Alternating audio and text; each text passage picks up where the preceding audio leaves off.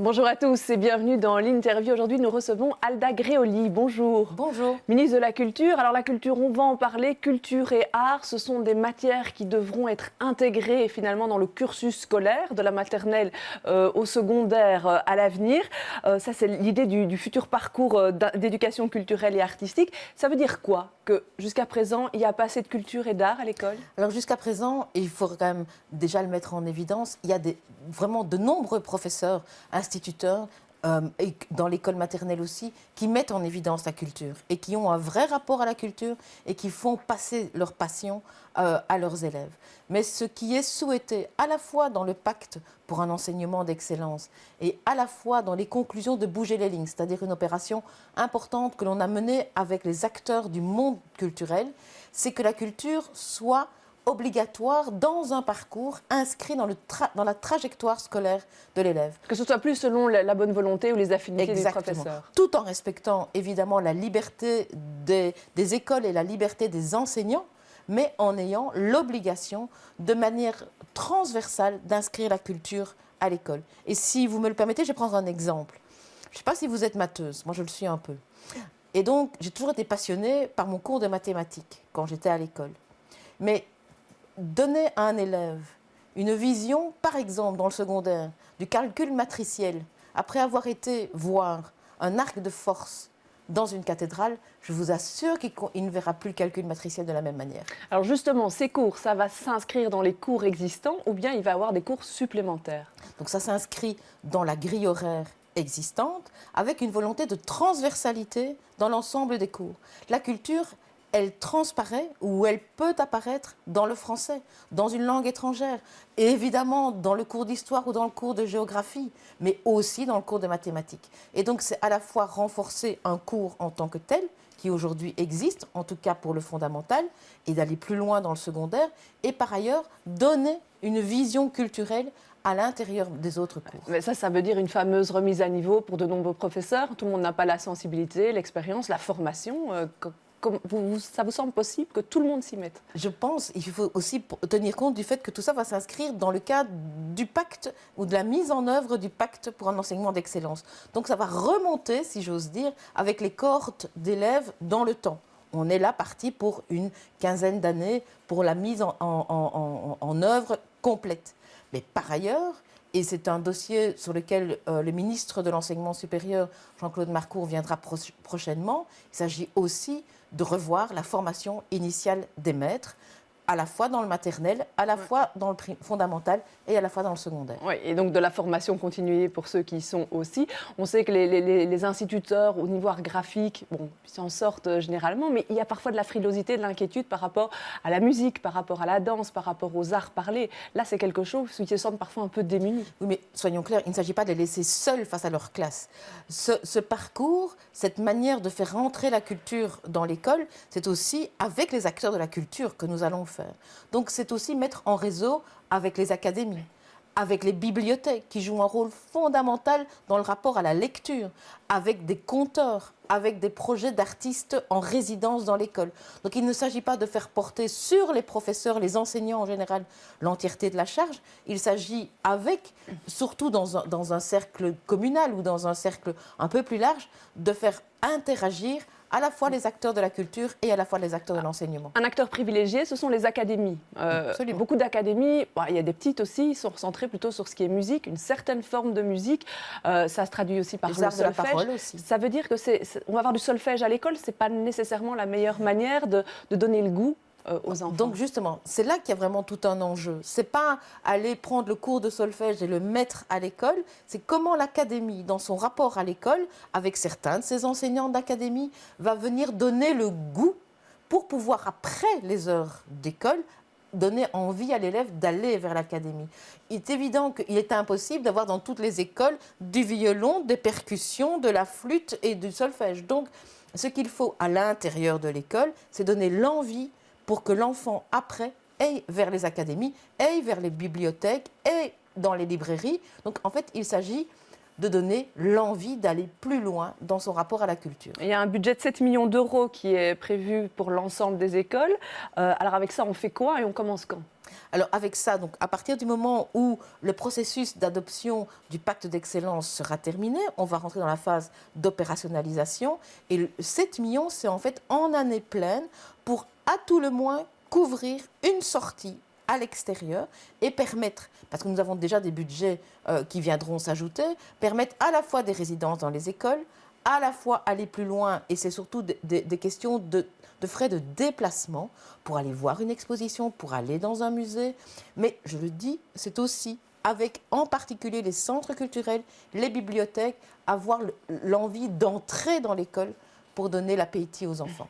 Alors, pas assez encore de culture et d'art à l'école primaire et en même temps, dans le soir de cette semaine, vous signaliez, voilà, il y a 150 artistes qui sont diplômés chaque année en Fédération Wallonie-Bruxelles.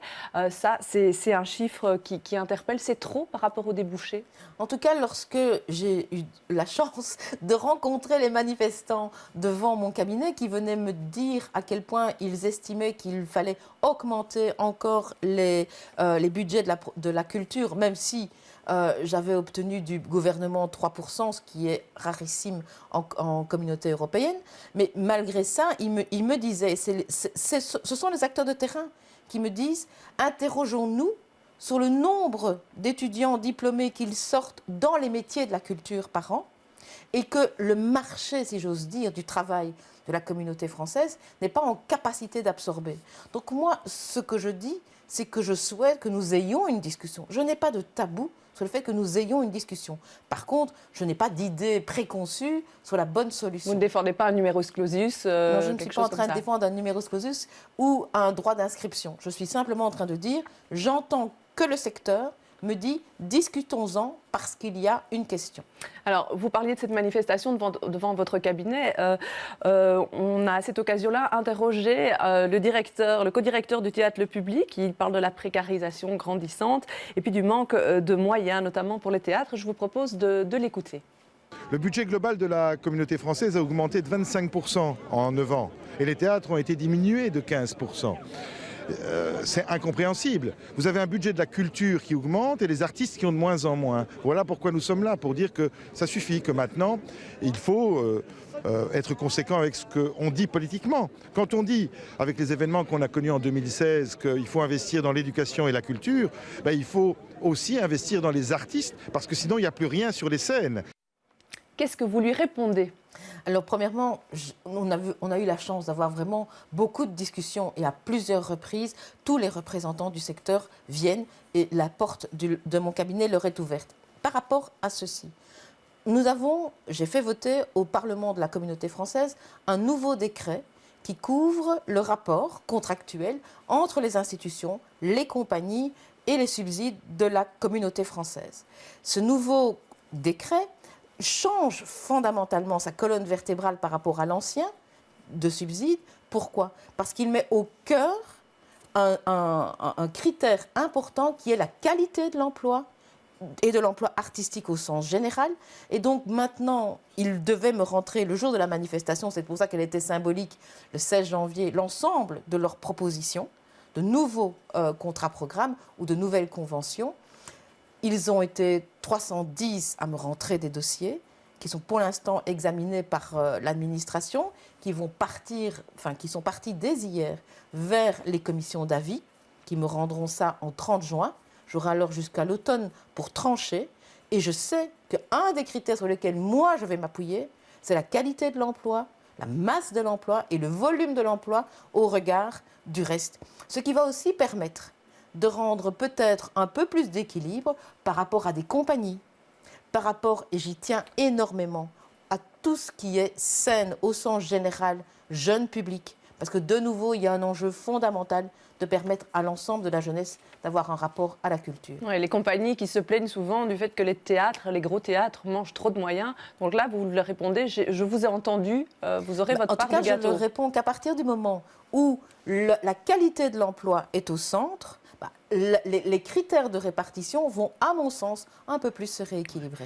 310 demandes de contrats programmes, donc plus de 70 de nouveaux. n'ont Oui. pour l'instant que des conventions ou même rien. Ça veut dire qu'il va y avoir forcément des déçus, ça. Ah, ça veut dire, en tout cas, il va falloir du courage politique.